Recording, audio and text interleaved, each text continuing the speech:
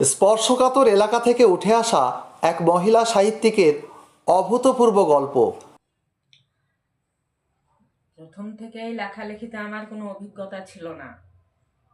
92 সালে আমার বড় মেয়ের বানাতুন নাসের কলেজ পত্রিকায় লেখার তাগিদে আমার লেখা আরম্ভ হয়, আর সেই থেকে আমি লিখতে আরম্ভ করেছি। এখনো পর্যন্ত আমার লেখা চলে আসছে। শুনলে আপনিও চমকে উঠবেন এই মহিলা সাহিত্যিকের জীবন কাহিনী।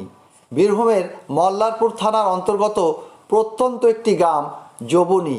দীর্ঘদিন ধরেই স্পর্শকাতর এলাকা হিসাবেই পরিচিত যোবনী গ্রাম। আগামী দিনে পিছিয়ে পড়া মেয়েদের উচ্চশিক্ষার জন্য আপনি কি বার্তা দিতে চান? যদি কোনো আগ্রহী মেয়ে সে তার আগ্রহ দেখায়, অবশ্যই তাদের স্বপ্ন পূরণের জন্য যে কোনো অবস্থাতেই আমি তাদের স্বপ্ন পূরণ করতে চাই, বা হোক, এটাই আমি চাই। আর এই গ্রাম থেকেই বিভিন্ন লড়াই সংগ্রামের মধ্য দিয়ে উঠে এসেছেন মহিলা সাহিত্যিক ফিরোজা বেগম। উল্লেখ্য, 4 কন্যা সন্তানের মা তিনি। সামাজিক পরিবেশে বিভিন্ন ধরনের বাধা বিপত্তি কাটিয়ে 4 কন্যা সন্তানকে তিনি বড় করে তুলেছেন। এমনকি ভালো পরিবার দেখে বিয়েও দিয়েছেন 4 কন্যার। শুধু সংসার জীবনেই নয়। আপনি লেখালেখির জগতে নিজেকে সফল মনে করেন? না, আমি সফল হতে পারিনি এখনো। আপনি যা লিখতে চেয়েছেন তা কি আপনি পেরেছেন মনে হয়? কবিতাটা আমার কিছুটা হয়েছে, কিন্তু অন্যান্য দিক দিয়ে আমি পিছিয়ে আছি।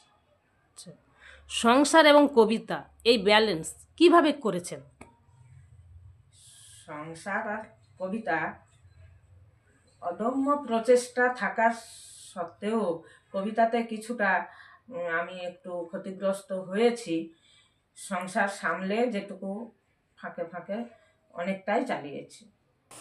জীবনের পাশাপাশি সাহিত্য চর্চাতেও তিনি মনোনিবেশ গড়ে তুলেছেন। 21 শতকের সেরা বাঙালি সাহিত্যিক হিসাবে সম্মানিত হয়েছেন ফিরোজা বেগম। উল্লেখ্য, 21শে জানুয়ারি কলকাতার সল্টলেকে অনুষ্ঠিত হয় 49তম কলকাতা আন্তর্জাতিক বইমেলা উপলক্ষে বিশ্ব বাংলা সাহিত্য সম্মেলন। সেই অনুষ্ঠানে বীরভূমের মল্লারপুরের যোবনী গ্রামের বাসিন্দা ফিরোজা বেগমকে 21 শতকের সেরা বাঙালি সাহিত্যিক হিসাবে সম্মানিত করা হয় এবং ফিরোজা বেগমের হাতে একটি মানপত্র তুলে দেওয়া হয়। এই ধরনের এক প্রত্যন্ত গ্রাম থেকে উঠে এসে সেরা বাঙালি সাহিত্যিক হিসাবে সম্মানিত হয় নিজেকে গর্বিত মনে করছেন ফিরোজা বেগম। শুনলাম আপনি 3000-এর বেশি কবিতা লিখেছেন, তা আপনার বইয়ের সংখ্যা এত কম কেন? প্রত্যন্ত গ্রামে বাস করায় আমি সুযোগ সুবিধাটা অনেকটাই মার খেয়েছি। তাছাড়া পাঠকও কম, তার জন্য আমার মনের ইচ্ছাটুকু ছাপানোর কম। অনেক পত্র পত্রিকায় আমার কবিতা ছেপেছে বা ছাপছে, বিভিন্ন পত্র পত্রিকায়।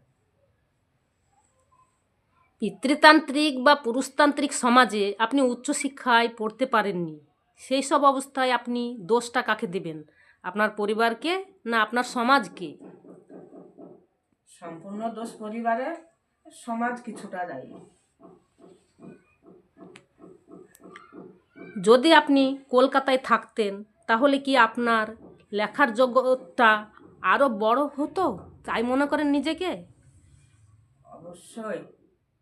আমি শহরে যদি থাকতাম, যে কোনো শহরে, আমি পড়ারও সুযোগ পেতাম, লেখারও সুযোগ পেতাম, সুযোগ সুবিধাটুকু আমি সব কিছুরই পেতাম। আমি মনে করি প্রত্যন্ত গ্রাম থেকে আমি সব কিছুতেই ক্ষতিগ্রস্ত।